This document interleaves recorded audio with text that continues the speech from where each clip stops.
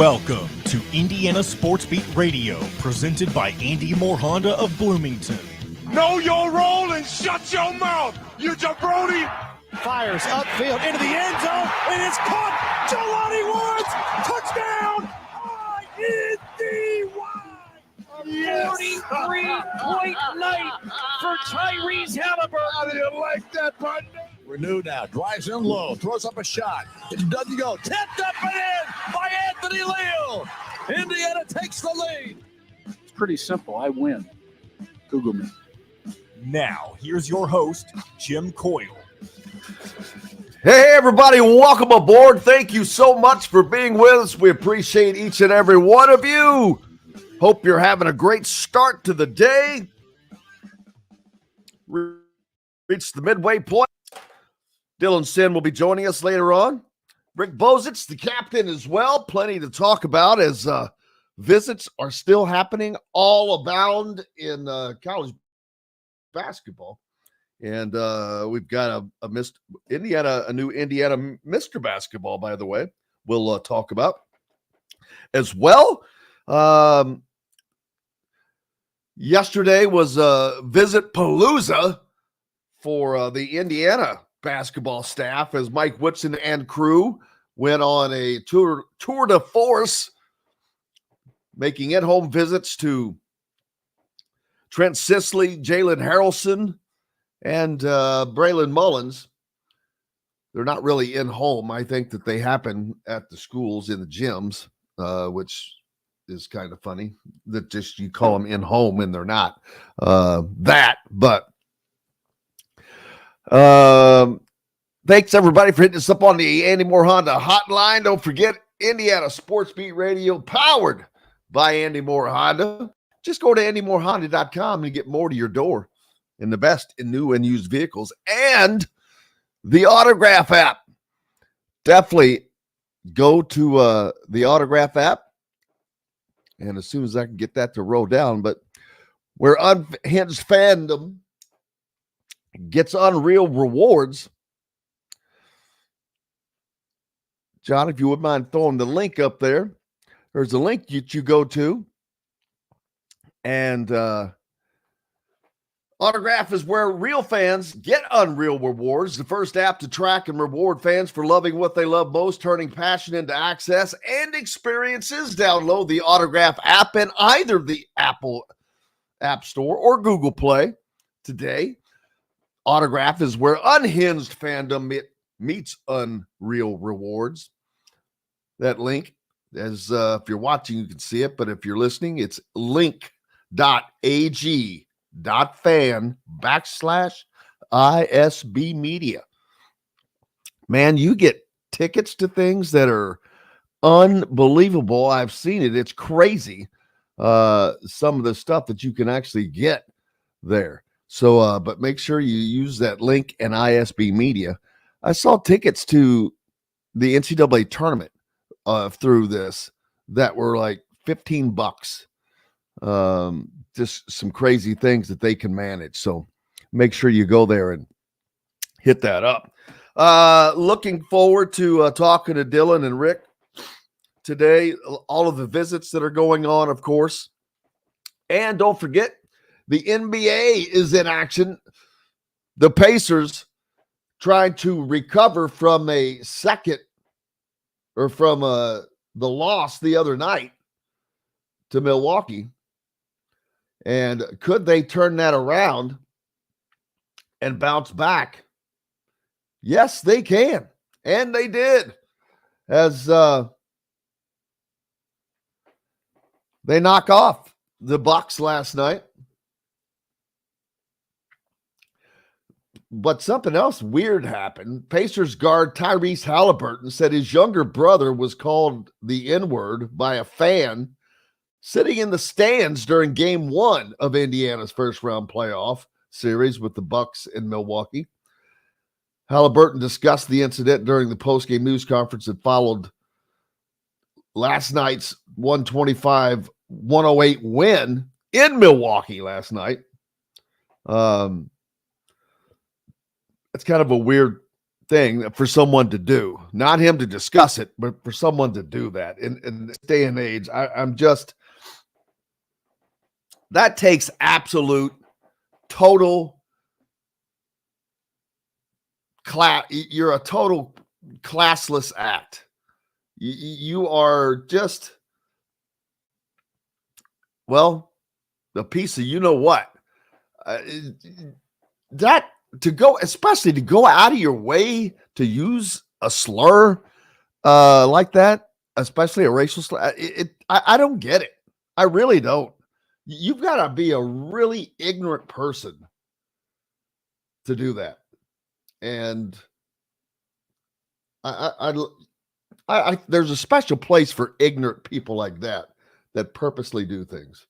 But I'll let that be handled how it was handled, I guess, or by the people that handle that. But hey, the Pacers get a win, tying the series, get that road win in Milwaukee. We'll look forward to talking to Kristen Airy on Thursday. But the Pacers even the series. Pascal Siakam, 37 points. So in game one was daggone it. Who was that, John? Help me out here. Boy, he lit him up. I was watching it. Oh, Damian Lillard. Yes. Golly, he was just drilling. It was like, boop. He was having shooting practice. That's what it looked like, that he was just taking shooting practice and just drilling the Pacers. But they come back big, and that shows a lot to come back on the road like that and get that win. That's big time for them. So Tyrese Halliburton and crew get the job done. We'll see how now I assume the series will be moving back to Indianapolis at Gamebridge Fieldhouse. I can't quite get that pulled up, but and there's all kinds of stuff going on. There was something happened with Denver. The NBA and Denver police are looking into an incident in which a man reported to be one of the brothers of Nuggets star Nikola Jokic was seen punching a fan after Denver buzzer beating 101-99 victory over the Lakers in the NBA playoffs. In videos shared by TMZ, how they get everything, I don't know, but they do, and other outlets, the man is seen climbing over seats to confront another person at Ball Arena, and he then punches the guy in the face. TMZ reported the altercation happened Monday night, just after the Nuggets completed their comeback from a 20-point deficit to take a 2-0 lead in that first-round series over the Lakers. An NBA spokesman said Tuesday that the league is looking into the matter. The Denver Police Media Relations Unit said an email sent to the Associated Press that it is investigating the incident. Well, of course. But said it was not reported to the Denver police at the arena or after the game. At this time, no one has come forward as a victim. The department is looking into the incident.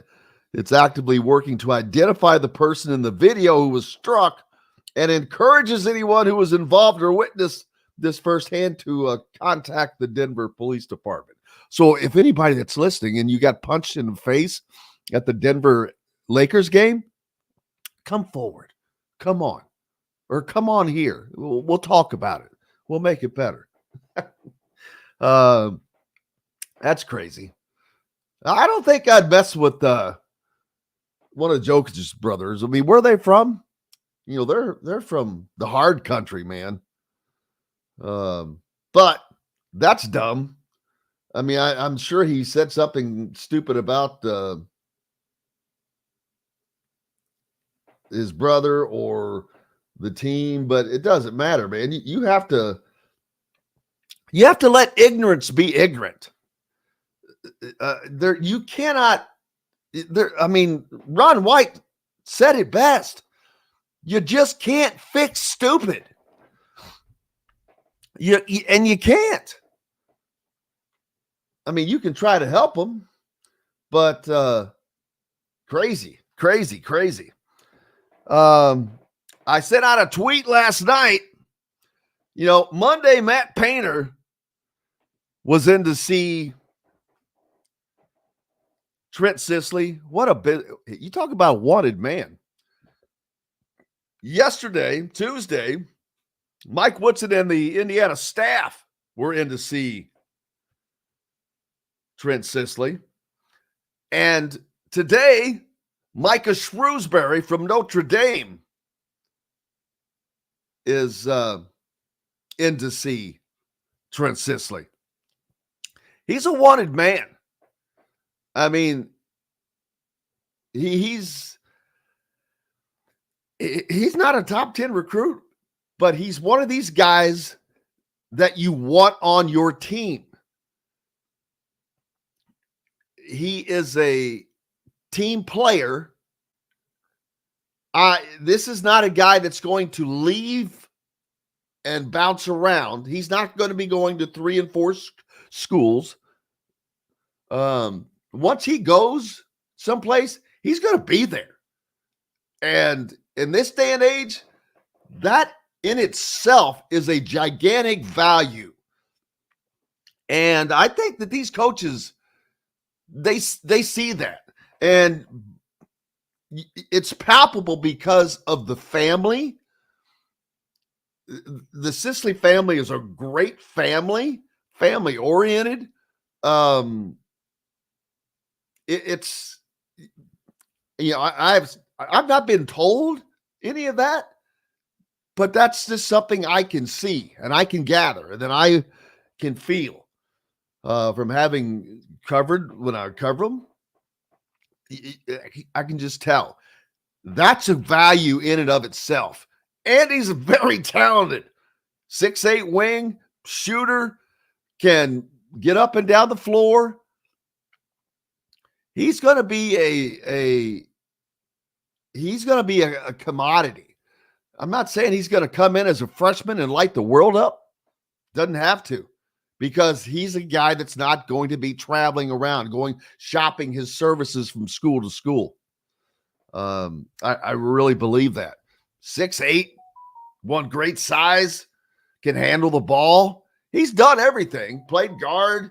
Hell, he's played center most of the time here lately in high school because, no offense to his team and certainly not to his coach Nate Hawkins, they just don't have much around him to help them be a great team. And he has had to drop down and play center a bunch and things like that. But we've got plenty to get to, plenty to talk about. Dylan Sinn from the Fort Wayne Journal-Gazette up next, and we'll get to that. Don't forget, brought to you by the Autograph app. Autograph is where real fans get unreal rewards. First app to track and reward fans for loving what they love most, turning passion into access and experiences. Download the Autograph app today in either Apple app or Google Play. Autograph, where unhinged fandom meets unreal reward. Just go to the link, and it is link.ag.fan/ISB Media. Back with Dylan Sinn and more right after this. We'll be right back for more Indiana Sports Beat Radio with Jim Coyle, presented by Andy Moore Honda of Bloomington. In the market. Good morning, Dylan. Good morning, gentlemen. How are you? I'm good. Welcome in. All right. Oh, welcome. Jim, you got your all blue on today. That is a lot of blue you're wearing. You know, I didn't really notice that, but I've got black pants, so I guess that helps. Huh. I figured this was hopefully the last time I'll be wearing this because of the weather. Right. Yeah. After this, it should get a little warmer, huh? Hopeful. There you go. Have you gotten out to a Cincinnati Reds game yet this year, Jim? What, are you kidding me? Do you go? No, it's a little bit far for me, but I probably should at some point. I need to get somebody to go. Brockway, when he was here, we could do stuff, but he's gone. He's in Florida. It's a lot warmer for him, I'm sure. Oh, hell yeah. But yesterday I was trying to fill out my calendar, and I use both a phone calendar and a legit regular calendar. And I'm like, all right, I'm going to show this. This is what I'm not even counting March. You know what March was like.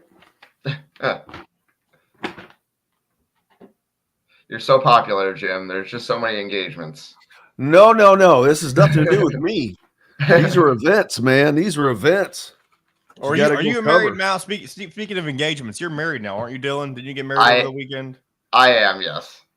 Oh, look at John. Look at John being the only reason I remember is because of last week when he had to cancel on us, or I can't remember what it was. I asked him about Friday, and he mentioned that he had wedding stuff going on this weekend.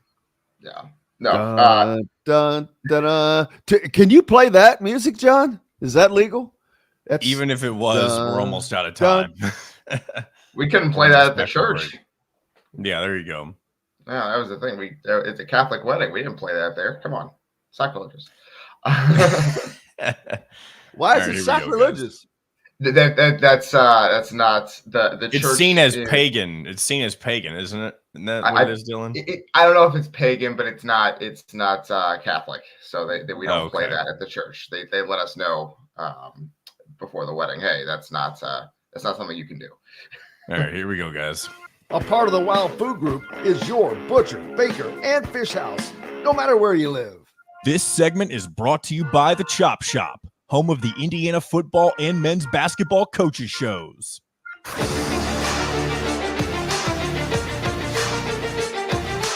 Welcome back to Indiana Sports Beat Radio with Jim Coyle, presented by Andy Moore Honda of Bloomington.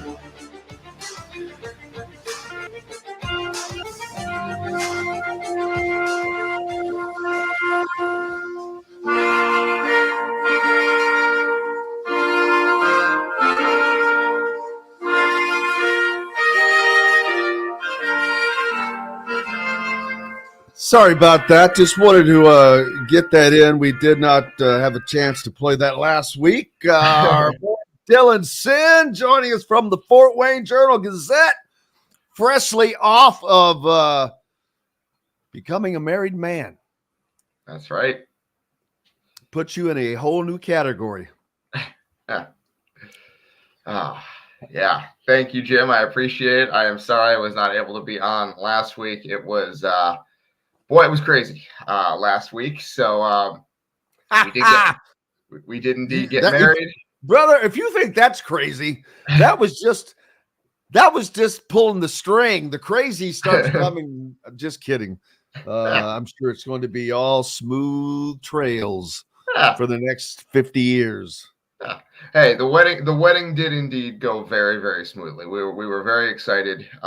Beautiful wedding. Was it in South Bend? Where I don't know why I said South Bend. No, it was in South Bend. You're right. Maybe I knew something. Good memory. Yeah, we got married at the Basilica. Beautiful church. That's right, because that was the only time it was available. That's right, because we had it exactly the same time as the Blue Gold game kicked off. So I'm going to be honest with you.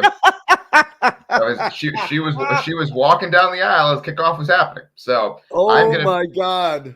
I'm going to be honest with you. I don't have takes from the Blue Gold game because I have not watched a replay. Was there? I hate to ask this. I'm sure there was, but besides the immediate family, was there anybody at the wedding?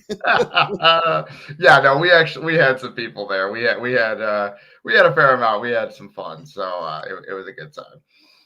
I guess instead of that, I could have played the Notre Dame fight song. Yeah, that's right. They actually it's an option to play it at the church. But we decided wait a minute. So you can play the Notre Dame fight song, but you cannot play "Here Comes the Bride." Yeah.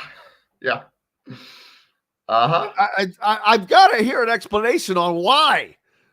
What is sacrilegious about "Here Comes the Bride"? It's not sacrilegious. It's just not Catholic. So Notre well, Dame. It's not anything. It's just wedding. Yeah, there's a list of approved songs, and that is not on the list. So, but we did play Notre Dame. There's no dirty words in it, to my knowledge. No, I know, but it's they have their list, and so yeah, we played Ave Maria. How can "Here Comes the Bride" be sacrilegious? I don't get it. Here comes the bride. Here comes the bride. Da, da, da, da. It's just very dull. Here comes the bride. She's coming down the aisle. That's right. I did not know that. I am glad I learned that today. I was this many days old when I learned that. So that is crazy. So there you go, Jim. Now you know. You will not play "Here Comes the Bride" at the Basilica. Better know. That's crazy. And so glad you got through that, because well, it's this is still this is a crazy busy time. Back in the old days, once the NCAA tournament ended, it was like, whew, boy, you could just let a big old breath out and kind of relax and, just relax, not work quite as hard, not work 7 days a week, 14 hours a day. But that's not the case anymore. Here's my April schedule. That's April. And if you're just listening, I know you can't see it, but about half of the days are blocked out. Every weekend, minus the weekend of the 13th, blocked out. Then this is May. Whoa. I look at May, the first week of May, the end of the week, Derby week. Let's see. The second week the second weekend starts the AAU event in Indianapolis. Let's see. That next following weekend, two things. You've got an AAU event. That's in Texas. I probably won't be going to that. But Rivals has a football camp in Indianapolis that weekend. Instead, the following week is what I call Indy Week. And you will be in Indianapolis probably the Thursday and Friday. And then you got the race on Sunday. June is easy. That's when the first week is completely blocked out, though. That's All-Star Week, the entire first week of June. So that's not bad. But then we get back to July. And in July, first weekend, July 4th weekend, open. Great. Next weekend, Adidas 3 SSB championships down in Rock Hill, South Carolina. Probably going to be down there for that. Following weekend, you've got the 3 SSB showcase in Indianapolis. And then comes after that, August. Hello, football. So don't feel sorry for me, Argentina, but it ain't sitting. Nobody's sitting around twiddling their thumbs. That I can promise you. It's nuts. I started looking at that, and I'm like, damn. You didn't even mention the AAU event in Fort Wayne, which is the same weekend as Derby Week. Man. And that sucks that I can't go to that. And I didn't realize that, maybe because it's Derby week, but that I'm glad you told me that, because I have to make sure that we have somebody there. What event is that? A run and slam? Yeah, it's the Hensley Run and Slam. It's the 3rd When through is the 5th. May 3rd through May 5th. And basically all day. So it's Derby week, but not Derby weekend. Right, exactly. Well, that doesn't help me a lot. Maybe. So you could get up there Friday if you want. If the Friday of Derby week. I'll be at the Derby for that, doing the show down there. But maybe that Wednesday. I have to look at the schedule. There you go. That's an Adidas event? I believe so, yeah. No, that's EYBL. Ah, so that will not have that. Was that Indy? Indy Heat will be that there. Indy Heat? Yeah. Heat. Who's all's on that squad? That's a great question. Let's why don't you vamp? I'm trying to remember because Indy Elite.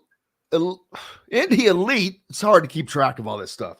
That has Trent Sisley and Malachi Moreno and Desmond Briscoe and Braylon Mullins, among others, on that. And they play in the 3SSSB. Right. Adidas. And I can't remember who plays for the Indy Elite squad, but we'll have to get that worked out. Right. Lots of in-home visits going on right now. Yes. With all over the board. Speaking of South Bend, Micah Shrewsbury of Notre Dame has an in-home visit with Trent Sisley today. Long way, baby. Trent Sisley's from Spencer County. Spencer County borders the river, the Ohio River. That is it's not as far south in the state as you can go, because you can go down in the southwest corner, but it's as far away from South Bend as you can be in Indiana. I mean, it's a straight line from the top of the state to the bottom of the state. I mean,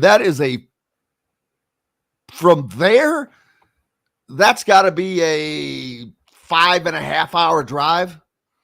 Yeah.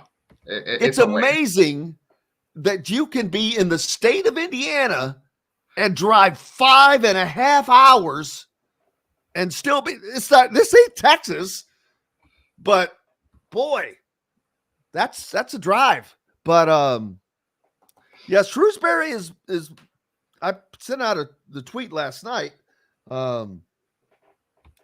First to get that out. I had a picture of Shrewsbury and Trent Sisley from earlier in the season when I was down there to watch him play. And then Shrewsbury, Painter, and Woodson were all at the same game, which kind of cracked me up. But Trent Sisley's a wanted guy. Oh, yeah. And I was just talking before you came on that a big upside to him besides his talent is obvious. 6'8", big 6'8" guy. He's been getting beat on all through high school because, he gets double, triple teamed, but he's a guy that's not going to be going to 3 and 4 schools. He's not going to play at 4 different. He's not going to play a freshman year and then transfer someplace else. Play sophomore year and transfer. He's not going to do that. He's going to be wherever he ends up playing, I think, for 4 years. And in this day and age, to have a talented player that's going to be there for 4 years, that is of great value. Yeah, absolutely. I mean, and that's part of the reason Purdue wants him so bad. Purdue's built its program on those guys, right? Like that's Matt Painter is looking for guys who are gonna. He's looking for guys who are gonna stick around. Now, that doesn't mean he doesn't want talented kids. Like Matt Painter wants Jalen Harrelson. I can tell you that right now. And there's a chance that Jalen Harrelson doesn't stick around too long. Well, who doesn't? But right, exactly. That's my point, right? Like it's not like you're it's not like you're going to say no to a guy who might only be there for a year or two. See Jaden Ivey, right? But yeah, that's the type of guy that Purdue has built its team around. And so now Indiana is going to start at trying to do the same thing here, right? Like they got Miles Rice and Kanan Carlisle. By the way, Kanan Carlisle just signed with Indiana. They got those guys in part because they're probably going to be around for a couple of years. Neither of those guys is going to be an NBA, like, we're going to rocket up draft boards would be my guess. I don't know for sure, but but you don't have to worry about it being NBA as much as bolting. Right. But they have 3 years of eligibility left. So you're going to try to build around those guys the next couple of years here is the idea. And so, yeah, that's what Woodson is now trying to do next year is kind of bring in the next wave with Sisley and Braylon Mullins and Jalen Harrelson, right? Like that's what we saw yesterday was the entire staff was in with all three of those dudes.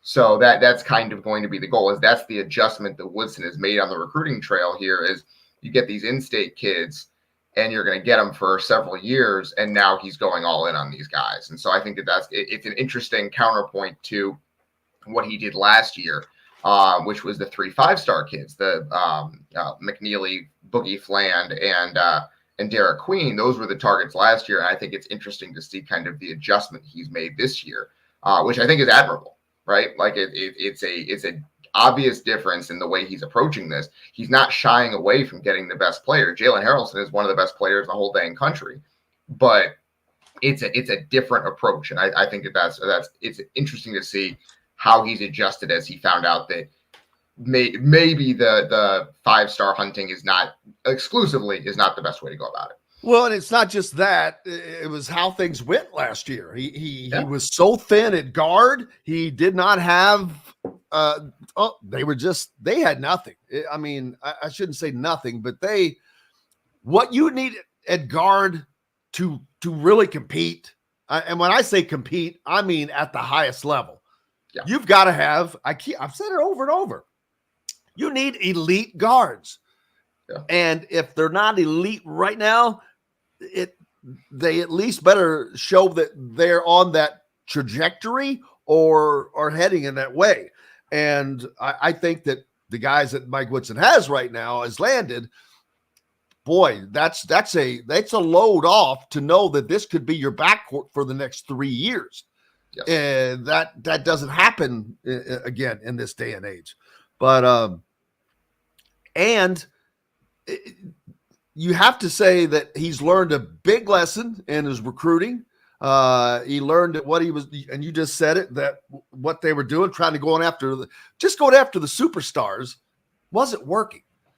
And I think that I don't know if they would never admit it, but I mean, you just have to look up at West Lafayette and see somewhat success there. Now, I only give them part credit because the Zach Edey thing is such an anomaly.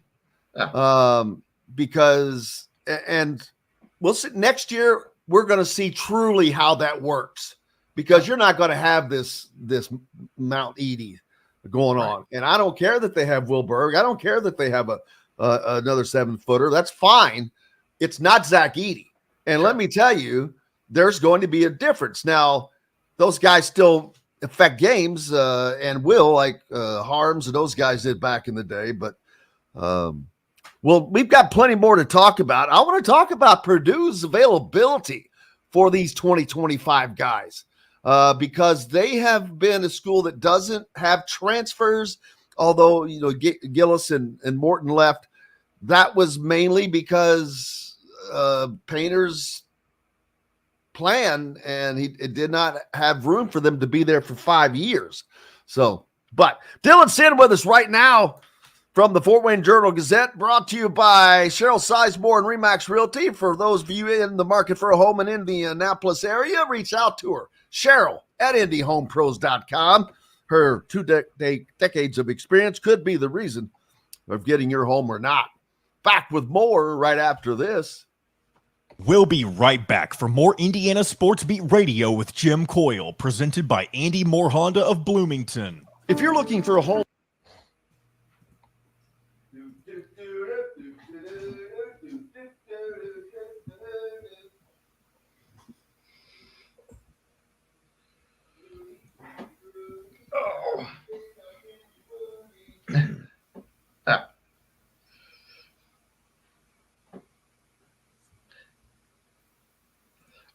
Yeah, John, I ended up Friday. I woke up at like 8, and just the entire day was just filled with last minute preparations. It was a lot. It was a lot going on. Are you glad to have it over with? I'm sure. I'm glad to have it over with, but it went very, very well. Like it wasn't. Yeah. I'm sure it was good. Yeah, like it absolutely was. It was as good as it could have gone, and I had a lot of fun. Planning does. That's right. Yeah. It is nice to have it done. I tell you what, so my wife and I'll keep this brief. My wife and I got married during COVID. So we were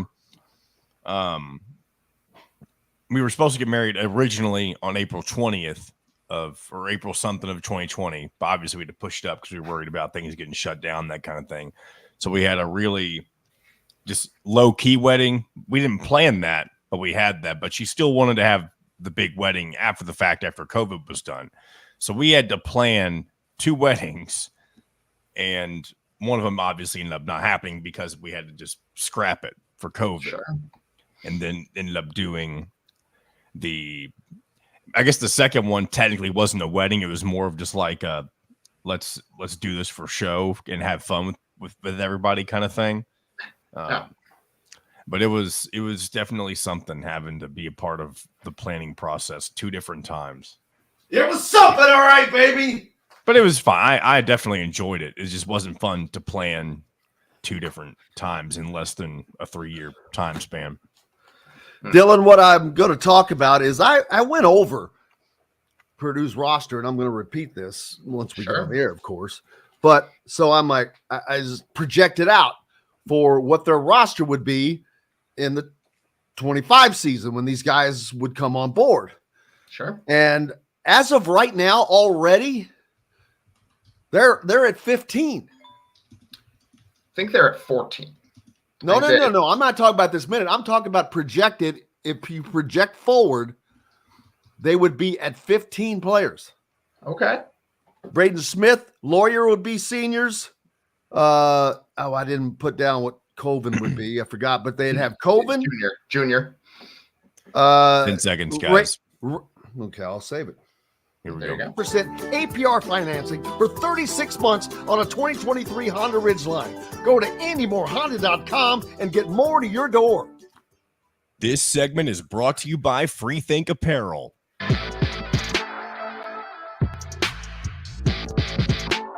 Welcome back to Indiana Sports Beat Radio with Jim Coyle, presented by Andy Moore Honda of Bloomington. Welcome back. Hope you're having a great day. We've reached the halfway point. Indiana Sports Beat Radio with Jim Coyle with you as always. Dylan Sinn from the Fort Wayne Journal-Gazette as well, brought to you by Freethink Apparel and Promotions. Whether it's 24 t-shirts for your upcoming family reunion or 200 for this season's recreational softball league, Freethink Apparel meets your printing needs. Their team of industry experts will work with you to design a professional-looking, sales-generating web store of your very own. You don't even have to build it. As a matter of fact, you don't have to stock anything. And for your custom-designed apparel, doesn't matter if it's a large corporation, high school sports teams, national accounts, pro-led athletic camps, Freethink Apparel delivers. Visit freethinkapparel.com today and get printing. Reminds me, if any of you out there that have small businesses, whether it's a small dental practice or whatever it is, you get those uniforms somewhere. Support those who support us and help bring the content to you. Don't forget that. This doesn't happen for free, man. That's like everybody that complains about paywalls on stuff. It drives me nuts. I'm like, what do you think this stuff falls out of the sky? Whether somebody has to drive somewhere to get something, get a report or whatever, nothing is free, people. Why? That's the one thing I hate about the internet is they think everything is just free, and it's not. It takes money, So, but in the last break we were talking about, like Purdue was also on the trail of Trent Sisley and Jalen Harrelson. But the other day I was out of curiosity because of the Mason Gillis, Ethan Morton thing, where they were, I hate to say it, but in essence, run off. Because most of the time, Purdue would never want their fourth leading 3-point shooter to leave, which was Mason Gillis, who landed at Duke. So it's not like he fell into the trash dump. Duke took him. So I really wonder about that strategy. But that's, Matt Painter, he's doing well. But anyway, so I projected out, they've got a 6-man class coming in for this upcoming season. That's a lot for freshmen. 6 freshmen. These are not transfers. 6 freshmen. Part of that is to replace Morton and Gillis. And so I don't think that they have commitments for next year yet. Not yet, no. But I projected their roster out. Braden Smith, Fletcher Lawyer will be seniors. They've got a kid Rail on there that will be a junior. Colvin will be a junior. You would have Harris, Cox, and Benter that would be sophomores. Yeah. Rail, to be clear, is not a scholarship player. He's a walk-on. Oh, they shouldn't have listed him. Yeah. Okay, so I hope I don't have any other walk-ons. So that would put him at 14 then. Let me cross him out. Bye-bye. Put a name right there. All right, so at the forward spot, they've got Waddell, who would be a senior. Yeah. Is King a walk-on? King. Who's King? I think that's man. I believe he's also a walk. That's also a walk-on. Damn it. I hate when they do that. All right, so now they're at 13. You got Heidi. Yeah. He'll be a junior. Is Josh First, his brother, is he a walk-on or that is also a walk-on? Boom. Now they're down to 12. You have Catchings, who would be a sophomore. Yep. Burgess. Also a sophomore season coming from. Bug. Will Bug. And Jacobson, I think. They've got another big 7-footer there. So that puts them at 12. That's right. That's still only one open spot. Yeah. I mean, right now for next season, they are one over the limit. They still have to have one guy leave before next season, because right now they have 14 scholarship players. So they're really trying to build this thing through high school recruiting. Matt Painter is absolutely on. He cannot do that. He thinks that he's still doing the high school recruiting and then transfers fill in the gaps, because he's not totally averse to transfers. Like, they got Lance Jones last year was a huge piece for that team. They got as a 1-year guy from Southern Illinois who had produced for 4 years and wanted a chance to play at the higher level. He's not totally averse to transfers, but he wants to build through high schools. And I do think that their team next year is going to be pretty good. They have a lot of talent on that team, because what they've had is they've not only had high school recruiting and done well with that, but they've done a really good job. Basically no one who they had last year that they wanted to keep is leaving. It's not like Braden Smith is entering the transfer portal. It's not like Fletcher Lawyer is entering the transfer portal. Trey Kaufman-Wren, all these guys are sticking around. And so they've done a really good, it's high school recruiting and it's player retention. It's kind of a 2-track. We're going to get guys. And I think that's great. Yeah. And I will say, however, Painter admitted this at the NCAA tournament. He said it a couple times. He thinks it's going to catch up to them at some point. He thinks that he's going to try to do it for as long as he can, but he thinks that it's probably going to catch up with them at some point. They're going to have to adjust. He's just not sure when that's going to be. So this high school class, because this high school class that they have coming in is kind of his masterpiece. This is a top 10 class in the whole country. Got a borderline 5-star kid in Cannon Catchings on it. Got a bunch of guys who they think are going to be foundational pieces for the next 3 or 4 or 5 years, right? Like they're probably going to redshirt a couple of these dudes. And I genuinely think that they believe that this class can be the foundation of the next great Purdue team. The question is, will these guys stick around? Because that's the thing. There is not that much playing time to go around for some of these guys for 2 years probably. These guys are going to come in. They're going to have to sit for at least 2 years. So at least some of them. So can they continue to retain those guys? And I'm not sure of that. And Matt Painter isn't sure of it either. But this is kind of basically him saying, I'm going to do this my way until I can't anymore. When I can't do it my way anymore, I'm going to adjust. But for now, I'm doing it my way. And so this is what he believes can work for now. Not sure forever, but for now. And that's fine. But I think that if you wait until it catches up with you, then you're behind. Then it's past you at that moment because it doesn't stop. So once it catches you, I'm like, oh, it caught us. Well, we've got to adjust now. Well, but it kept going, and now you're behind, and you're going to be chasing it. And while it's been nice for Purdue fans and nice, I think nice overall for college basketball fans to be able to watch something like that is not built on free agency and the success that has gone along with it. But again, if they did not have Zach Edey, it would not have been the case. I'll argue that to the death with anybody. Freak of nature, without question, the most dominant player in the college game the last 2 years. But again, freak of nature. Will Berg is not going to be the most dominant player in college basketball. I'll put money on that. I'm not saying he's not going to be a good player, but he's not going to be Zach Edey. And that means you're going to have a better team, period, than what they have had. So we'll see how it goes. But it's been a busy day or busy week for visits. Matt Painter, speaking of the devil, was down in Lincoln City, Santa Claus, at Heritage Hills, visiting with Trent Sisley on Monday.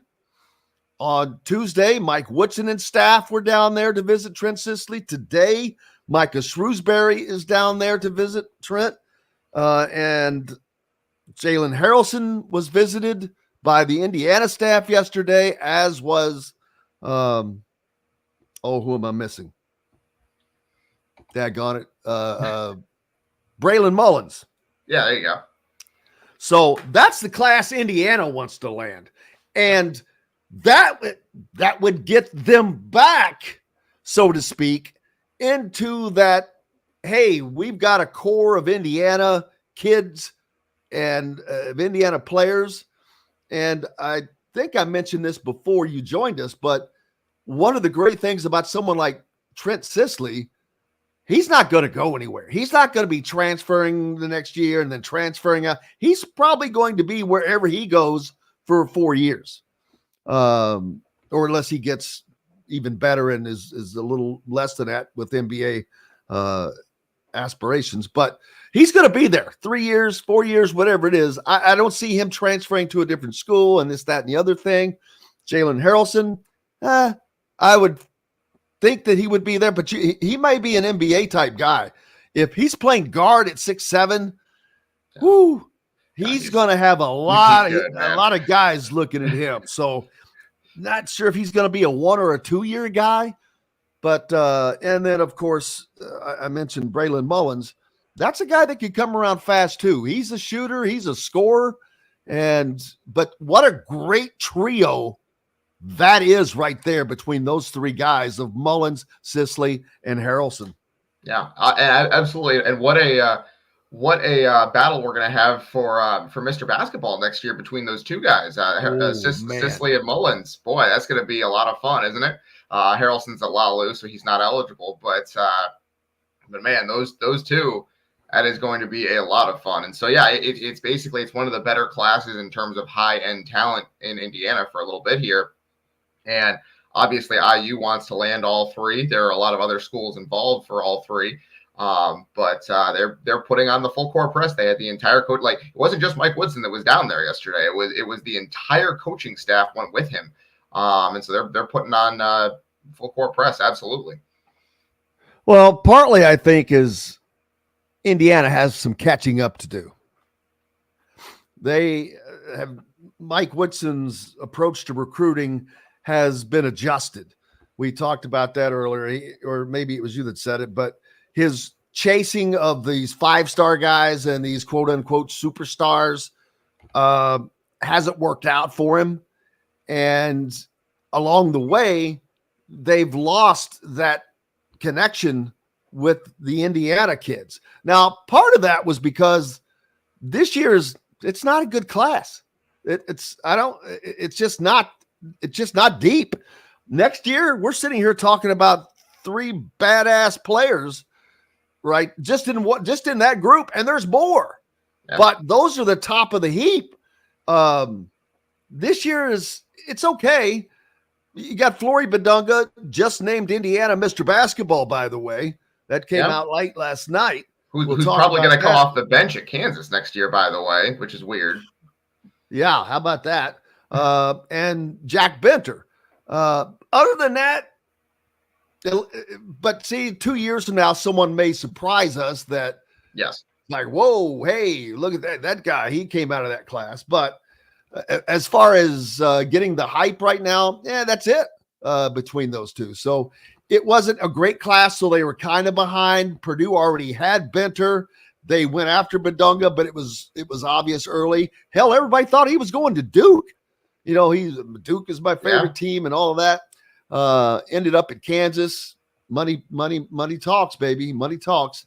But it's going to be interesting to see who does what next year on the recruiting circle. Micah Shrewsbury is going to do some good at Notre Dame.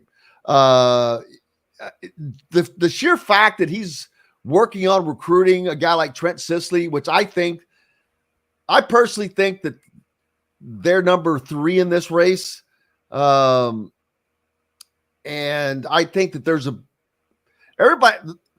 there's one site that for whatever reason has had Kansas in the lead for Trent Sisley services for a long time. And I'm like, dude, they're not even in the game.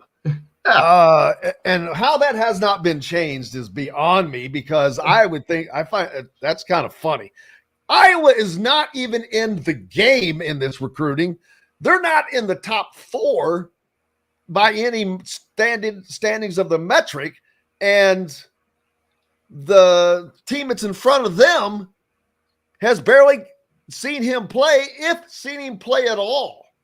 To be honest with you, it tells you a little bit between Purdue and IU.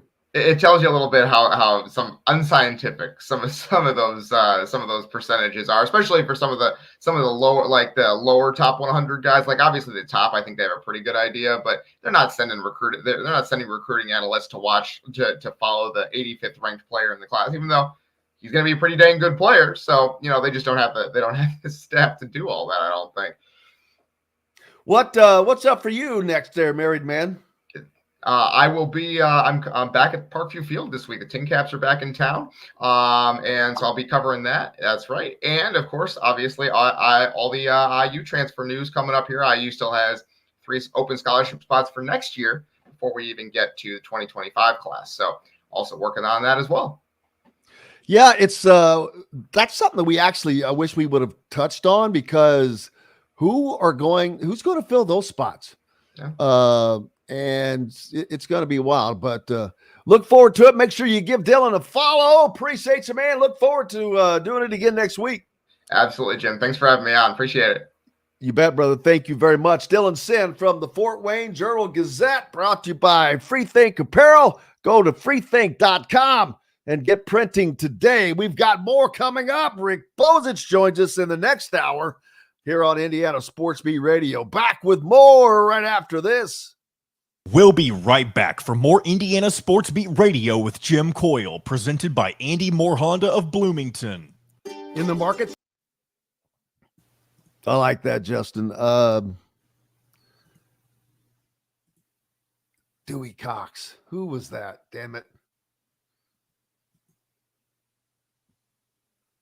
That sounds like a song, though.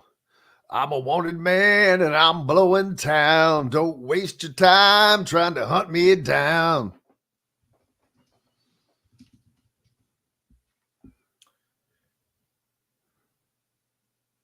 Oh, Philip, I am Walk Hard, the Dewey way. Cox story. I'm way ahead of you, 2007 Philip. comedy film. What was it? It says Walk Hard, the Dewey Cox story. Oh, that's I know exactly. I can't think of his name. John C. He was Riley. he was in Talladega Nights. Yeah, and Step Brothers and all that stuff. I've never seen that movie, but Step Brothers is great. I've seen both of those movies.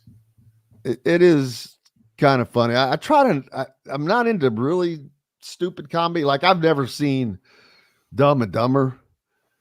I don't really, maybe just because it's older, I don't really like Dumb and Dumber either. Yeah, it is kind of Detroit Lions blue, isn't it? It's in honor of Nate Sudfeld. How's that? How about Nate Sudfeld? I tell you what, he's probably one of the longest running Indiana guys in the NFL, for sure. Well, Trent Green. Not that he has ever had a significant role. I know he's had some moments.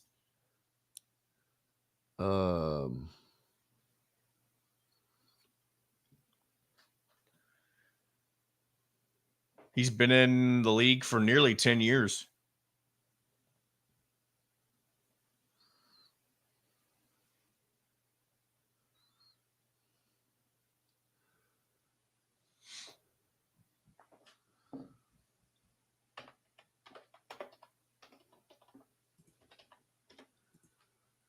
I mean, what a career he has managed to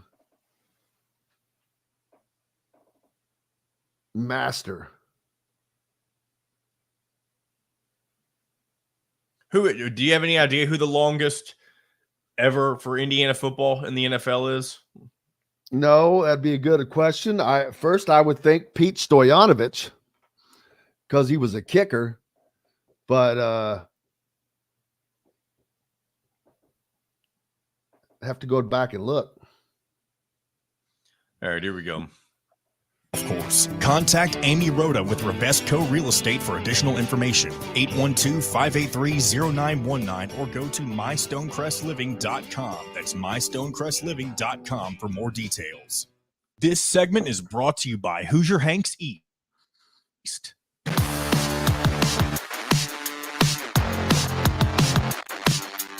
Welcome back to Indiana Sports Beat Radio with Jim Coyle, presented by Andy Moore Honda of Bloomington.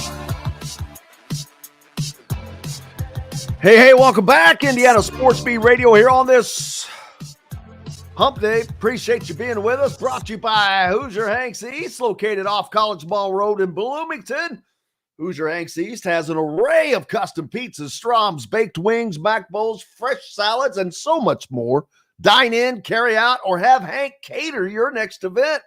Hoosier Hanks East is a great place to watch the games or gather with your team after the game and use their exclusive party room for your next gathering. Order online at HoosierHanks.com or give them a visit at 1285 South College Mall Road. I was just looking up Nate Sudfeld's stats. Former Indiana quarterback under Kevin Wilson. The last great quarterback that Indiana has had. Let's be honest about it. But this dude has had a decade-long NFL career. Coming out of high school, he was a ranked three-star quarterback. So keep that in mind. He was a three-star quarterback. Developed, got better. That can still happen. Currently with the Detroit Lions. Drafted originally by the Washington Redskins in the 6th round back in 2016. Well, I guess then maybe it's not a decade long. It's 8 years, thereabouts, right? But 8-year career. But man, this dude is making it happen. He's got to have a stack full of Benjamins. Played for Philadelphia, played for the 49ers with a 1-year contract, just kind of getting through. He was released from the 49ers in 2021, and re-signed to the practice squad the next day. Then rookie quarterback Trey Lance suffered a sprained knee. Sudfeld elevated to the active roster as the second option behind Garoppolo in week 7 against the Colts that year. And he re-signed with the Niners in 2022. Then he was released. Then the Detroit Lions said, "Oh, we'll take you," to back up Jared Goff. He's made an incredible career out of being a backup quarterback, which there ain't nothing wrong with that, because let me tell you, it pays pretty good. It pays pretty good. So congratulations to Nate Sudfeld. Yeah, Indiana, surprisingly, has had some good quarterbacks in the past. Antoine Randall, of course, he did not play quarterback in the NFL level, but he was such a great athlete that was a tremendous receiver, return man, just dangerous. He could have played DB, I promise you. Trent Green. It's not exactly quarterback and that's something else. Indiana has not put a lot of guys in the NFL. You kind of have to start getting that done a little bit to build the program. Not that I am knowledgeable on building a college football program, but I am surprised that Indiana is going to have to win in this first season. Once they get through this first season, I think the recruiting will pick up. Not that it's not okay, but right now I think that that's what it is. It's okay. And they can win with those guys. Not going to beat the big boys, probably. Will be a lot more competitive. But then once you start winning and showing guys that, hey, you know what? They're winning, that you're just this close, then the staff will be talking to guys saying, you're the guy that we need to get us to close that gap. So that's my take on Indiana football. It's going to be interesting to see what Purdue is able to do this year in year 2 of Ryan Walters' tenure. Didn't go very well last year, which it was expected because they lost a lot in addition to having a new coaching staff. When you lose after they lost Jeff Braun, they lost a lot of players. So I don't know how much they're going to be able to come back. Dr. Drew says he saw the Reds last night. They looked good, handled the all-star loaded Phillies with ease. That has, daggone it, plays for the Phillies now. Kyle Schwarber. So many names coming out today. The Reds, baby, like I said, rocking and rolling. What is, let me flip over there. How are they doing in the standings? What are the Cardinals doing? Last year, dead last, and which was so shocking. We got I know our fan base is mostly, or our audience is mostly Reds fans, Cubs fans, or Cardinal fans. And right now, of course, the Atlanta Braves leading the National League East. That is, and Philadelphia, 2 games back. Then you go to the Central Division. Milwaukee at the top, a half game in front of the Cubs, a game and a half in front of the Reds. It's early in the season, But I'm surprised the Reds aren't a little higher, but it's been a good start for Eli De La Cruz. He picked up right where he left off. Man, they're rolling. Now, here's I remember last year talking about the Central Division, and the differential of runs scored was mind-boggling. They were like the only division whose leader at the time was negative in the differential. And the top 3-4 teams were all in the negative. Right now, the top 3 teams are highly in the plus category. Milwaukee is plus 32. Cubs are plus 23. The Reds are plus 21. But again, it's early in the season, and that's chalk across the board. The only anomaly, the Toronto Blue Jays, who are just 3 games out of first place in the American League East, are negative 12. And the team behind them, the Boston Red Sox, are plus 15. That is the only, that's the only division that has that anomaly at right now. So we'll see how that goes. Who are the Reds and the Cubs and the Cardinals playing right now? Boston, Cincinnati at home to they got a series going with Philadelphia. They beat them 8-1 yesterday. So we'll see how it goes now. Today, St. Louis with Arizona. Cincinnati and Philly again. That's at 6:40. And who am I missing? The Cubbies.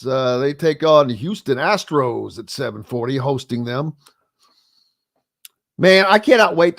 If I ever have time, I'd love to get out to a baseball game this summer. I hope I can squeeze that in somewhere on that calendar I showed you guys earlier. It's nuts. But college basketball just doesn't stop. It is rolling around. Teams still filling out rosters. There is a report that Kentucky is adding Baylor assistant Alvin Brooks III. Mark Pope is apparently adding Baylor assistant Alvin Brooks to his staff per an ESPN source, which is a significant move to land. This is Scott Drew's top assistant. So they could not get Scott Drew to Lexington, but they're getting his top assistant there instead, which kind of a shot over the bow in a way. So, but he's a big-time recruiter. He played a key role in landing top 10 prospect in each of the last 3 recruiting classes. Keontae George, who was number 6 in 2022, Jacoby Walter, who was number 8 in 23, and VJ Edgecombe, who was number 3 this past season. All those guys went to Baylor, but we'll see what he can do down there because Kentucky needs help. It's weird to say that. And don't feel sorry for me, Argentina, but they could look human next year, which is just weird.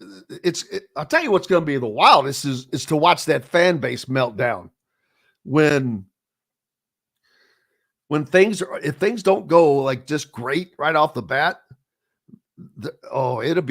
It will be a meltdown. So for all you Indiana fans that think Indiana fans are the worst, and they're not the worst, but they're close. But by that, what I mean is have the most unruliness. That's because they have one of the largest fan bases. It's still a more of a minority of the entire fan base, but it's bigger because the fan base is larger. It's a gigantic fan base. Kentucky has a large fan base as well. And they're, trust me, just as or more so vocal. John can attest to that, having heard it many times on shows down there. Zach Edey announces, which I don't know why he needed to announce this. I thought this was without saying, but officially announced he's entering the NBA draft. I felt it was time, Edey said. Well, yeah, no kidding. I showed that I'm a physical presence on offense this season. Well, yeah, in college you did. Edey said, I also showed I can play defense. I can guard in space, even defend guards. I didn't see that. But yeah, that's going to be the knock on him. When he says he showed he can play defense, well, he played defense in the paint. I believe Purdue played more zone than anything. I don't recall Edey leaving the paint area much on defense. And in the NBA, there was a 3-second rule. You cannot camp out there. And a lot of the times, especially with switching, you end up on a 6'9", 6'10" guy that can light it up from 3. You got to get out there and get on him in a hurry. And that's going to be, and I'm not saying he can't do it. Hey, guys, work hard. They can do whatever they want. And Zach Edey, I think Zach Edey needs to lose more weight still, so he can get faster. I think that is the he's slow. He doesn't have great jumping ability. I think part of that's because of his weight, but you don't have to jump very high when you're 7'4". But I think he needs to lose weight. I'm not saying he can't do it and can't become he's projected to be a first-round draft pick. I think he falls outside of the lottery personally, but someone's going to take him. I mean, how would you not? You got to give it a shot.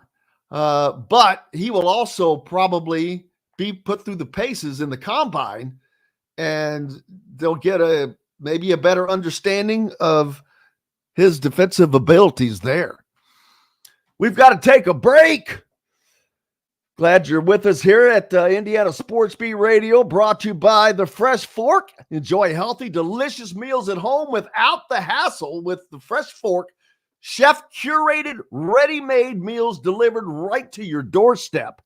Proudly fueling IU athletes, and now available to you with a menu that's always fresh and diverse, from hearty proteins to fresh salads. The Fresh Fork empowers you to make better food choices without compromising. Order online and let The Fresh Fork help transform your lifestyle for a healthier way of living today at thefreshforkonline.com. Use code RADIO20 for $20 off your first order.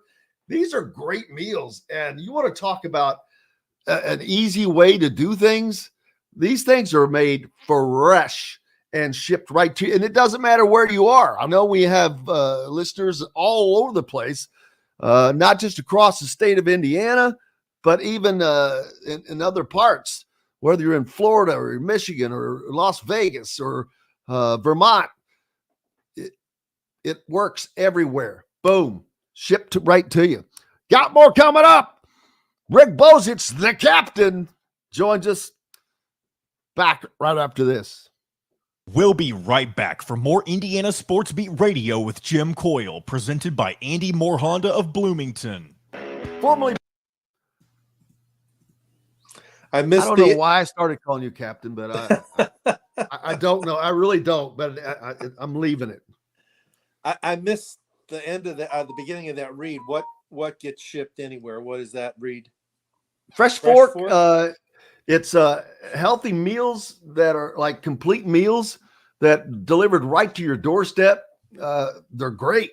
They've got just all kinds of different meals, whether it's chicken or pork or salads. It's pretty good stuff. I know that the university uses them for a lot of the athletes. Really? Oh yeah, absolutely. Okay. Absolutely. But Where yeah, do I they go ship on? Freshfork.com. Freshforkonline.com. It's on the online part is in there. Freshforkonline.com. Is there some Look at this. The guests are following up on that. The users need to be following up on that. Is there some kind of like way I can give you credit for it? Well, use radio code 20. Radio code 20. That gives you a discount. Okay. I figure that if they're advertising, then they want to know that you're sending them customers. So that's the way to do it. Yes, sir. Thank you for mentioning that. Everybody else that's listening.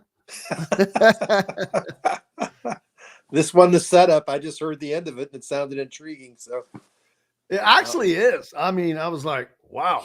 You go to the website, you look at that food, you're like, well, damn, I can't make that like that. That boom, you just open it up and whoop, there it is. all right. Oh, how are you doing, sir? I'm doing good. How are you doing? I cannot complain. Looking about to just jump into a busy month of finishing up a busy month of April. Then May is atrocious with Derby, Indy,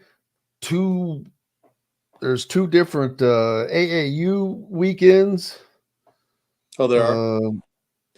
One's in Texas. I won't go to that one. The other one is in Do you think sorry to interrupt you, Jim. No, you good. Rick, do you think Louisville will land Jaden Quaintance, or do you think he'll end up going to Memphis? I would just be guessing. I think Louisville's in a good position, but who knows? They're in on some other guy I read today who's good too. Another transfer. Maybe from Utah State or something. Oh, yeah, the great Osobor, who Kentucky is also going after. Yeah. Yeah, I love that. All right, here we go, Great guys. Osobor. Months on a 2023 Honda Ridgeline. Go to AndyMooreHonda.com and get more to your door. This segment is brought to you by Bubba's 33 in Clarksville and Evansville. Pizza, burgers, beer. Welcome back to Indiana Sports Beat Radio with Jim Coyle, presented by Andy Moore Honda of Bloomington. Welcome back, Indiana Sports Beat Radio here on this Hump Day Wednesday. Appreciate you being with us. Rick Bozich from WDRB.com joining us now. How's your week been? It's been okay. I'm going out to the track in the morning to try and get, dive into the Kentucky Derby 150 scene. It's going to be a huge derby because it is number 150. Got two horses who are vying to be the favorite, Sierra Leone and Fierceness. And I was kind of surprised to read the story we had this morning that the price of tickets in the infield is $130.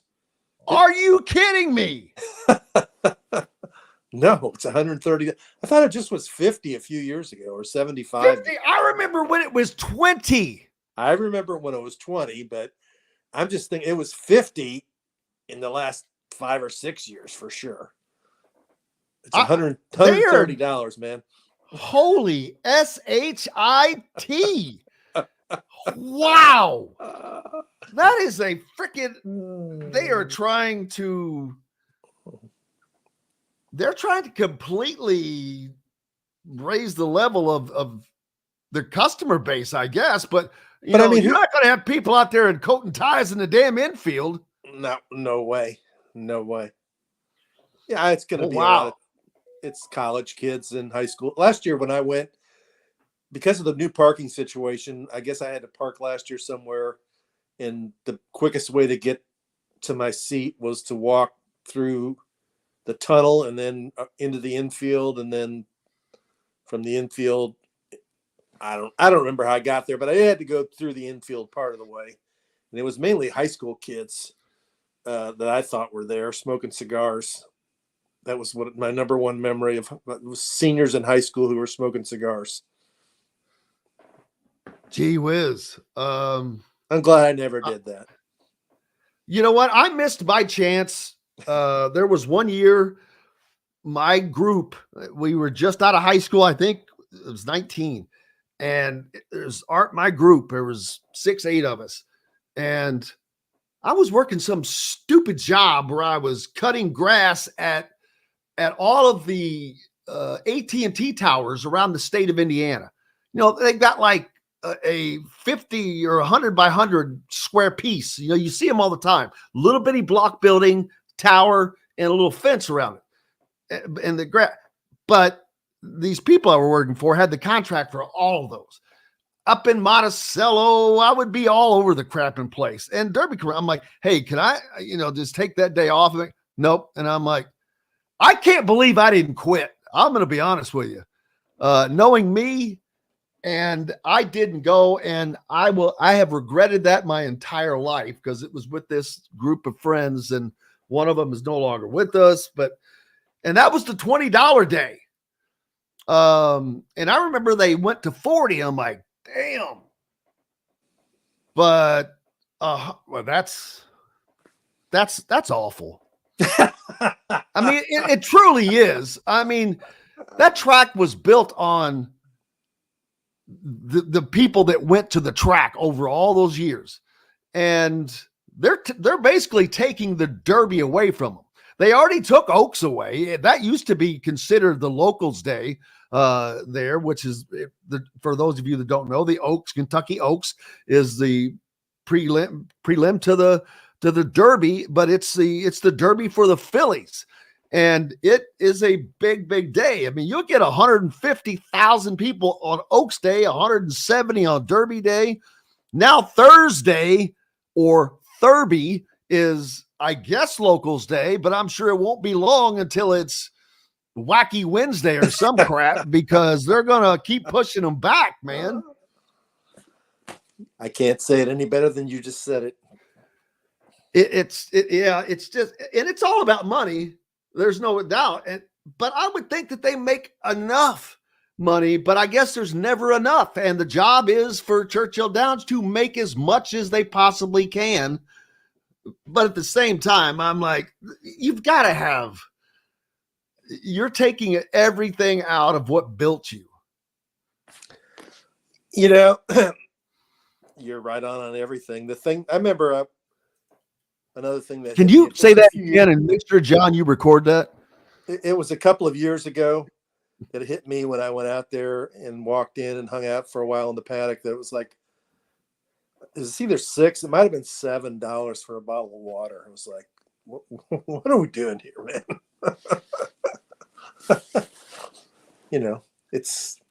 But they make their money on those 3 days. I mean, you know how it is. I don't know when the last time you've been to the Derby, but it's been at least 10 years that there really hasn't been, there's no press box. I mean, they put you in this room that you can't even see the track that is used by the people that go there on pretty much a daily basis. Are you talking about the communications room? Oh, you're not even talking about the communications room. That's kind of where I get stuck to do the show. Yeah. No, this is that room at the very near the turn where they put the starting gate right outside. When you go in the entrance by the Barbaro statue, you walk right in there. I don't even know the name of the room. I just know where to go. It's a room where guys go and sit when they play the races up on the television screens from all across the country. And they clear them out for the Derby week, and they turn that into the media room. Some of my fondest memories of the Derby were some of the early Derbies that I covered in the old press box. Were you ever in the old press box on the fourth floor? You had to take the elevator up there, that old elevator, and it had that room off to the right where they had like drinks and snacks. Pete Rose used to hang out in there when he came to the track. That's where he'd watch football games on Saturday in between races. He'd be betting football games and races. And then you walk into the press room, and they'd have the names of all the riders who covered the Derby through the years and help make the Derby what it became by publicizing it across the country. And then on a wall, they had a picture of about famous riders who covered the Derby who had, passed on. And, I'd walked in the first few Derbies. There was like Red Smith of the New York Times and Jim Bill Murray of the LA Bill Murray, Times. Tim Murray, rather, yeah. Edwin Pope of the Miami Herald, Furman Bisher of the Atlanta Constitution, Blackie Sherrod of the Dallas Morning News, all these legendary sports writers who always came to the Derby. And it was phenomenal for a young sports writer to be around and meet some of these guys and talk to them.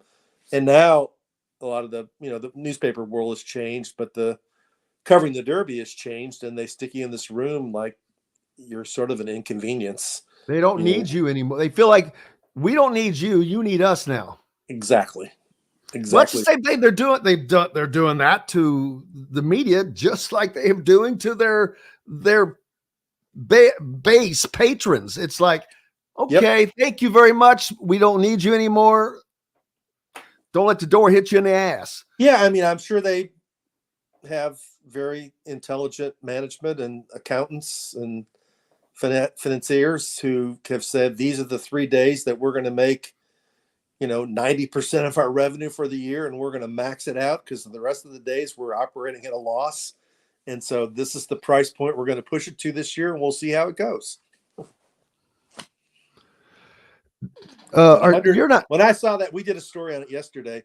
$130 for the infield. It was like, holy cow. I mean, what was it last year? Was it 50? I don't know. I needed to read through the story and find that out. No, it was more than 50 probably. If I had to guess, I'll go 60? With 70. I don't remember it being triple figures. I don't. Maybe it was. Well, even if it was 100, it's a 30% increase. That's a lot. They go back and look. People should go back and look at the Secretariat run when he won the Derby. Look at the infield, first of all. And, well, don't forget about the cop that scooped up the smoke bomb someone threw out on the track. Yeah. He scoops it out. He runs out. The race is going on. And someone throws a smoke bomb out, like right at the front of the stretch, I think. They're like at turn 3 by right now, I think. But that would have been bad, I think. Horses don't like fire, but anyway, so a cop of some sort sees it, just starts sprinting. He had a helmet on and just scooped it with his helmet and just kept going and got it off there. That's one of the things I remember, in addition to Secretariat winning. But that's one of the greatest sports trivia questions of all time, and it still is. Who has the second fastest time ever in the Derby? And Sham. And he finished second to Secretariat. That's why it is so amazing. God, he should have got something for that. Should have got some roses. Didn't he do it again in the Preakness? And then by the time they got the Belmont, the legend is that Secretariat broke his spirit. And by that point, that's when Secretariat won by 31 lengths. He broke everybody's spirit. My God, I've never seen. No one has. I remember watching that race. I was a kid. I was down in the country, down in Marion County. We were visiting my dad's family. They just had this old black and white TV, and I'm watching it in black and white. And I remember that. And I was like, what the hell? I was even thinking, what the hell back then when I was 10 years old? 31 lengths. A big time race like that, 31 lengths. How's that even possible? And that horse was something. Yeah. I mean, yeah, that's one of the all-time great sports performances in any sport of all time. And the picture is one of the most iconic pictures in sports history of, at the top of the stretch, and you could see the jockey looking back over his shoulder, and the other horses are about this big in the distance. And but he didn't quit. That's the thing. He just no. And another thing, when Secretariat ran the Derby, he got faster every quarter. That's another incredible stat about Secretariat. And also back then, how many races did he probably run leading up to the Derby? Ooh, as a 3-year-old or total? Just probably as a 3-year-old. Didn't he run a bunch? Yeah, at least 4, I'd say. He got beat in the race before the Derby in the Wood Memorial. He had some kind of infection or something that they didn't know about. And a lot of people were skeptical he was going to win the Derby because he ran so poorly in the Wood Memorial, and then they had figured out what was bothering him. And from that point forward, he became one of the all-time greats. Absolutely, he did. Looking forward to getting down to the Derby this year, doing the show from down there, hopefully Thursday and Friday, which the Derby, of course, On is the on backside? Saturday. Yeah, I'm going to try to do it on the backside because sitting in that communications room is like sitting in a vault or at the. It's like sitting in a storage facility, right? It's like you're in the situation room, coming to you live from the situation room bunker. You're waiting for somebody to bring in like a pallet of soft drinks or something and drop them off. Yeah. We've got a lot more coming up. Rick Bozich from WDRB.com is with us right now. We've been talking Derby, but we've got college basketball to talk about as well. Back with more, brought to you by our good friends down in Southern Indiana, Reynolds Family Dentistry in Sellersburg. You need to keep up with that championship smile. Go see Dr. J. Back with more right after this.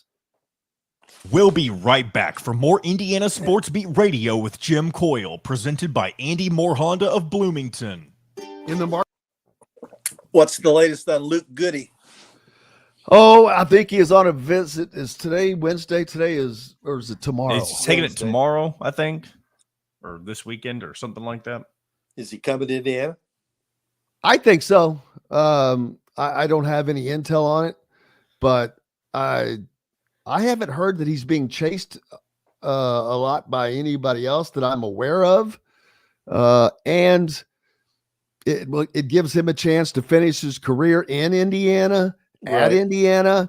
I think he wanted to go to Indiana to begin with, but Archie Miller did not have a need for 3-point shooting. He was averse to that. Now we can't use you. Braden Smith, no, we can't use you. But Aaron John, Henry, they couldn't use Aaron Henry either when he went to Michigan State. As did Frankie Fiddler, John. So no Fiddler in the hall.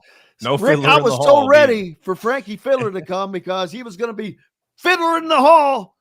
Fiddler in the hall. Is that the Omaha guy? Is that where he's from? Yeah. Omaha. As opposed to Fiddler on the Roof. That was what we joked about for the first couple of weeks when Indiana was supposedly interested in him. What about the guy from Florida Gulf Coast? What's the deal on him? You know what? I haven't heard a lot. And what about that. Here's another one, Elijah Malone. He took his visit and he hasn't made a decision yet, right? Not yet. Is that the Grace College guy? Yeah, NAI dude, which I think he would be a great get for Indiana simply because you're not going to get a guy who thinks he's going to start right now. Anybody that comes in knows that, hey, I'm going to have to earn minutes. Which that's how it should be. Everybody should, every one of those guys, none of them should have been thinking, they can think whatever they want, but none of them should ever, and I'm not saying they were, but nobody should be told, oh yeah, my vision is for you to start. Man, I think a coach, if you want to think that, that's great. Don't tell that to the players. Make them fight. It aggravates this. I can say it here. We're in the commercial. It aggravates the shit out of me. It's not, if you're not willing to fight to start or to play, why are you going to fight for the team? Why are you going to fight to win? I want fighters. Yeah. Fighters, baby. Were you surprised Mason Gillis went to Duke? Not at all. I mean, he's a good pickup. Well, I'm surprised that Matt Painter ran him off. All right, 10 seconds, guys. Heck, and Duke needs all the help they can get right now, by the way. Part of the Wild Food Group is your butcher, baker, and fish house, no matter where you live. This segment is brought to you by the Ugly Grouper. Welcome back to Indiana Sports Beat Radio with Jim Coyle, presented by Andy Moore Honda of Bloomington. Welcome back. It is Wednesday here at the Golf Club for Indiana Sports Beat Radio, brought to you by the Ugly Grouper, located on beautiful Anna Marie Island, Florida, for all of our Florida listeners and those that travel down there. Whether you're already in the area or you will be, the Ugly Grouper is much more than just unforgettable meals, including locally sourced seafood. The Ugly Grouper has your favorite craft beers and cocktails, along with live music every day. Ugly Grouper is family friendly, able to host private parties, and has the biggest grouper you've ever seen. The Ugly Grouper is the place to be on Anna Maria Island, Florida. Tell them we sent you. Go to theuglygrouper.com and get more information. The captain, Rick Bozich from WDRB.com, with us today. Been talking a lot of Derby talk. Derby's coming up, and it's a unique event. But also earlier in the week, Greg Rakestraw was with us, and we talked a lot of Indy 500 with him. He's involved with that, and I've mentioned this before, but these are two of the biggest. Indianapolis is the biggest, but two of the biggest sporting events in the world, in all of the world. And I know that there's the World Cup, but that's every 4 years. I know that over in Europe or whatnot, you've got their football championship, which is big to them. And it is big as far as in the world. And I don't know where it sits in the pantheon of, it does not supersede Indianapolis. Maybe the Derby. I don't know if they, these are not as far as a one-day sporting event, these are probably the two biggest in the world. There may be something bigger than the Derby that it's not coming to my mind, but it's 500,000 people, Rick. 500,000 people at these two things. And they're separated by 100 miles. Yeah, in terms of attendance, yeah, you're absolutely right, because the Super Bowl only gets 75, 80,000, whatever, depending on where it's played. There's horse races in Europe. Arc de Triomphe draws a big crowd. I don't know if it's as big as at the Derby crowd. I've never been there, but yeah, it's swing pad into summer. First the Derby, then the Indy 500, and then we're into the going to the swimming pool and doing other things. You may be. I hung my calendar up. I showed it earlier because last night I was sitting here marking out everything. I'm like, holy crap. The entire month of April is nothing but blue, green, red, and orange Sharpie things everywhere, between the Derby at the end of this month, start of May, going backwards. I had the NCAA semis, and you had the Chipotle High School National Finals, had the NIT semis in the finals, championships at the start of the week. Then you had the IU Spring Game and Little 500. Then the weekend of the 27th, which is this weekend, up in Indianapolis, we've got an AAU event to go cover. And then that is followed by Derby week. And then you flip the freaking calendar and it's more of the same for me, that is, while you're bathing yourself in oil and laying in the sun. Think about me, will you? What are you talking about? AAU during the summer, just going to recruiting events? Yeah. Not all of them, but there's a couple in Indianapolis. I will most likely go to Rock Hill, South Carolina for the championship.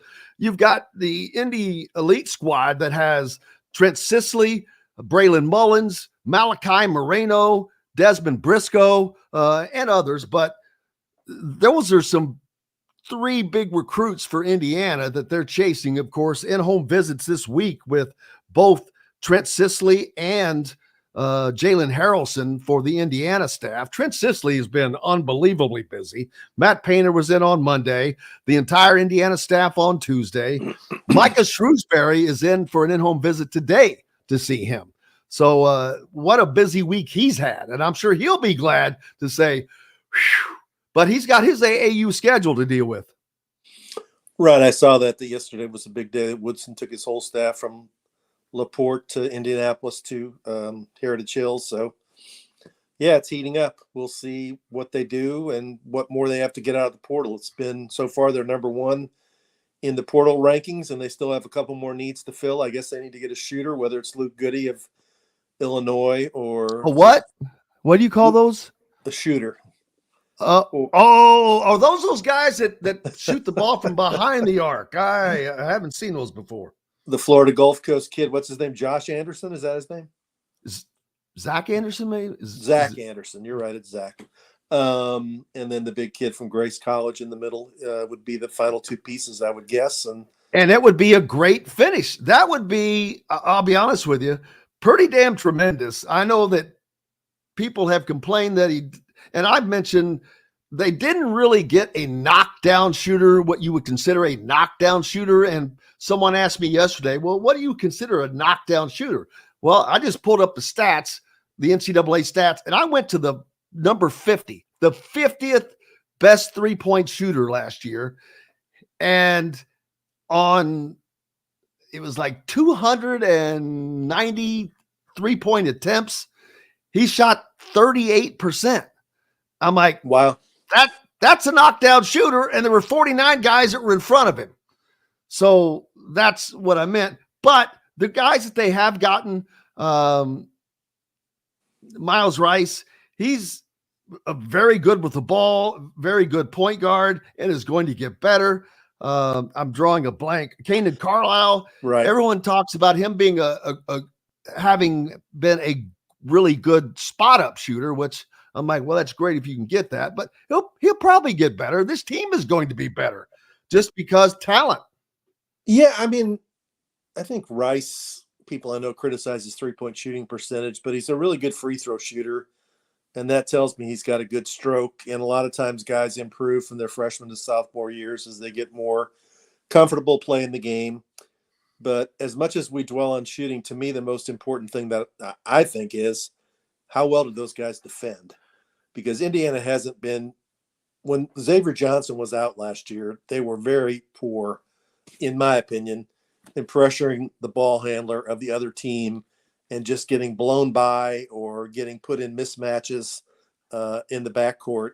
And if those dudes can defend, to me, that's almost as important to whether they can make 3-point shots. And I think the scouting reports on them is that they are good defenders. Yeah, and the overall recruiting of Mike Woodson, got to give him credit. And because he heard the criticism or he saw the results or both, but that what he was doing was not working. This going after the superstars, trying to fill your roster with trying to be Duke without having done anything beforehand wasn't going to work. And also played into that, the Indiana class this year wasn't great. Flory Badunga was never really in the window for Indiana. And Jack Benner was gone to Purdue. Those are probably the two best players, but Badunga getting Mr. Basketball for Indiana announced last night. But this class coming up, that's a different story. Indiana wants these guys, whether it's Trent Sisley, it's Jalen Harrelson, and Braylon Mullins. If they can land those three guys, that gets them back, and that'll make the fans happy. But that also gives you a good core of Indiana guys, and boy, can you wrap some portal guys around that. Yeah, I mean, I think the really good teams have a mixture. You've got to have guys that you get out of the portal, but I think you're better off. It's safer to go to the portal for need. And to me, the most impressive thing though about Woodson, and I've been as critical of him as a lot of people, is there was a narrative back in February, especially after Liam McNeely decommitted, that a lot of the guys on the team were going to leave. And that turned out to be a false narrative, and that all the guys they wanted to come back are back. The guys that they lost, I don't think, nobody's really saying they're going to suffer because Peyton Sparks and CJ Gunn and Caleb Banks are gone. And if you look at the programs they went to, I mean, Sparks went back to Ball State, which is where he probably should have stayed. CJ Gunn went to DePaul, which has been a bad program for 20 years, and he's going to get ample playing time, ample opportunity to take shots for Chris Holtmann. And Caleb Banks stepped down to Tulane. It's not like he went to an SEC program. He went to Tulane. So I think they've definitely improved the roster with the guys they have coming in. They still got a little bit more fine tuning, and Mike Woodson has to let up on the reins a little bit and show that he will actually create shots for people, and then we'll see what happens. And yeah, I think that, and I'm just going to be brutally honest, his laziness in recruiting of just saying, we'll get these big guys, that'll be okay. It didn't work out, as I said, and saw that, and that you're going to have to put the work in, get guys that actually fit, get guys that actually will build a roster that is not just a hodgepodge. And now I guess Indiana fans' biggest fear is with this much talent that there's been so much talk. Well, they're deep. They're deep last year. They're deep. No, they weren't. They weren't. Now, and especially if they finish this with these guys we've talked about, now they're going to be deep. You got to, like Luke Goody, or if they end up getting Luke Goody, you got a guy on the bench that shoots freaking 37, 38%. That's a good one to have. And the NAIA guy, who knows?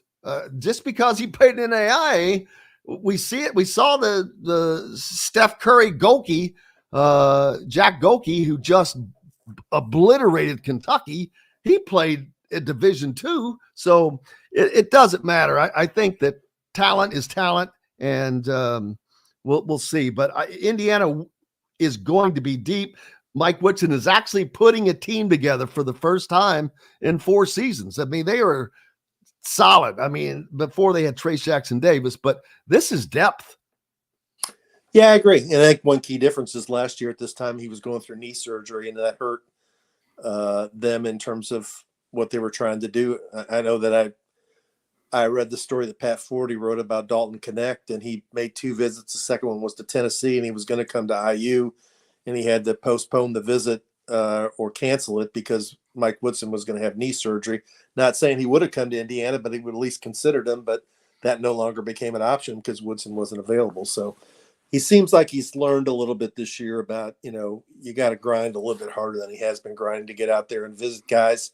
And, Shrewsbury and Painter do that. They've been to a bunch of Heritage Hills games, and I think more than Mike Woodson's been to. And so we'll see whether that makes it substantially more.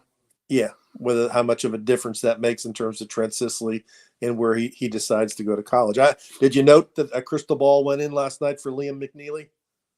I did not. Where to? UConn, baby. Very smart move for both. He visited UConn last weekend, and I saw a couple crystal balls went in for Liam McNeely last night to UConn.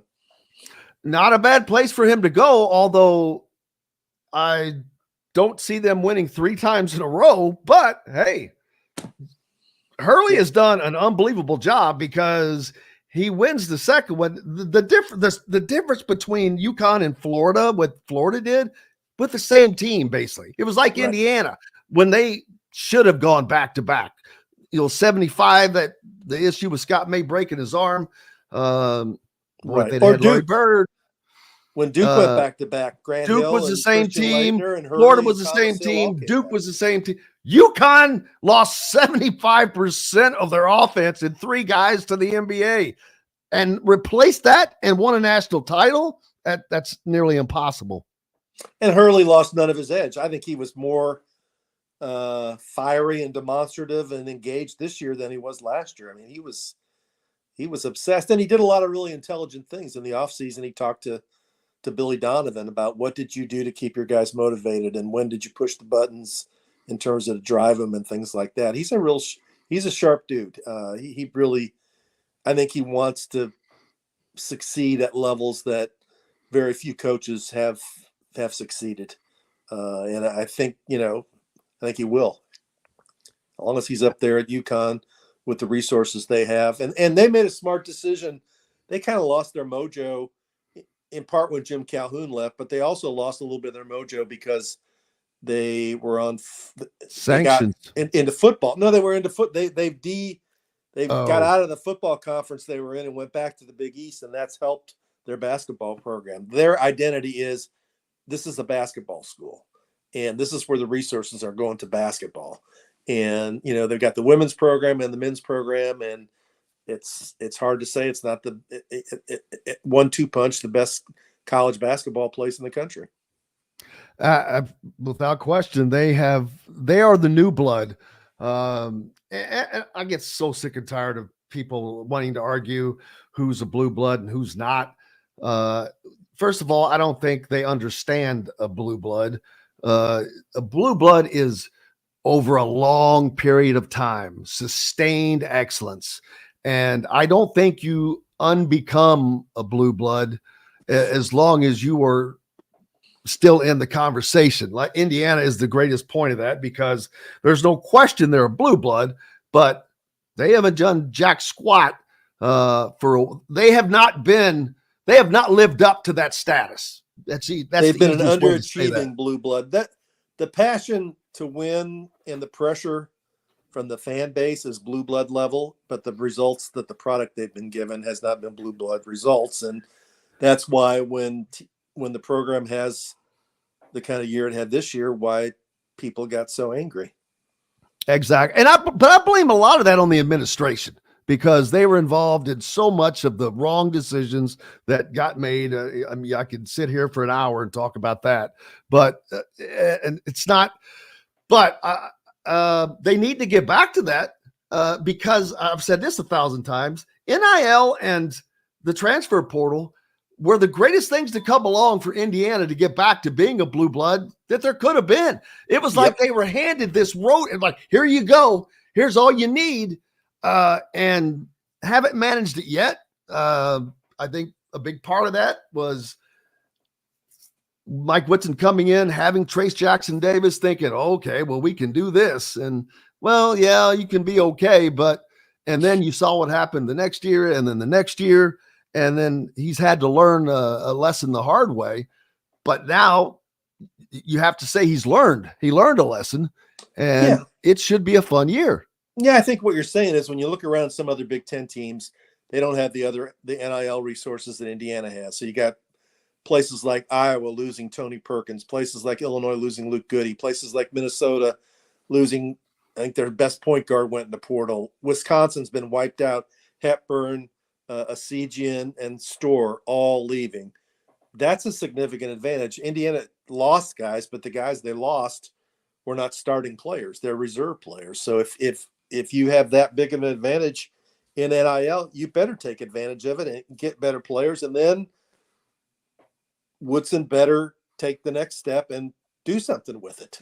If you've got a $3 or $4 million edge in NIL and you've got better talent, you better win. Well, there's no question that the pressure on him to win this season is going to be there. And it should be. That's part of what goes along with it. You're getting paid well to do that. The players are getting paid well to do that.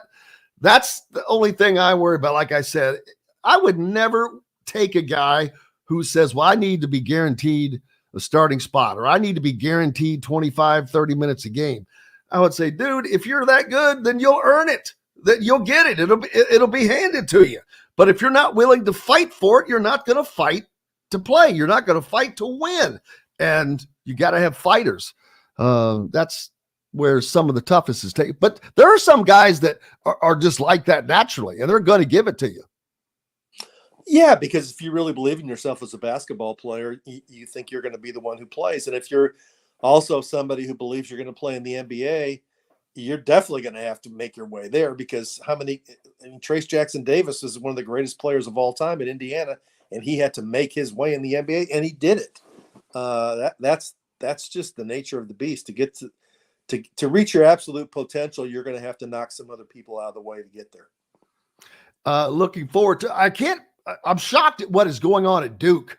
Wow, 7 guys hit the portal, and reality has slapped Duke in the face. Yeah, and they got Mason Gillis to help lead the rebuild. Yeah, I'm sure some of them were encouraged to leave and told their playing time was going to be cut because of the recruiting class they have coming in. I think they've gotten 1 or 2 guys out of the portal so far. So the heat goes up on John Shire, next year. He made the Elite 8 this year. He did do that. But when you got the kind of players that they get, not quite good enough. Not good enough. Exactly. Hey, if you know a team or a group needing a fundraiser, Boost Fundraising offers the most unique and easy online fundraising in the nation, raising more money faster. Your team receives personalized fundraising pages for each team member. Free team branded promo gifts shipped to each donor. And Boost Fundraising does it all, whether it's sports teams, marching bands, charity causes, or community groups. Boost Fundraising raises more money easier and faster. Go to boostfundraising.com and be sure to enter the promo code COYLE, COYLE, to receive a discounted fundraiser. So if you got a softball team or whatever the case may be, there you go.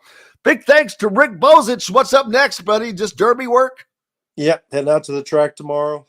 Write another column about the portal today. The portal provides column material every day. So every day, baby. We're Indiana fans are waiting to see what the next one to drop, especially with Luke Goody, who would be a goody one for Indiana to get. And we'll see how that goes. Big thanks to Dylan Sinn from the Fort Wayne Journal-Gazette, John, the producer, for keeping us between the white lines, and of course, Rick Bozich from WDRB.com. If you're not following him, you're following behind. Appreciate you very much, sir. I hope you have a great day. All right. Big thanks to everybody else on the listening out there. We appreciate you guys. Go out and have yourselves a good one. Until tomorrow, Jim Coyle, I'll see you on the radio. Thanks for listening to Indiana Sports Beat Radio. Be sure to subscribe to our YouTube page for more clips and team coverage of Indiana basketball, football, and more.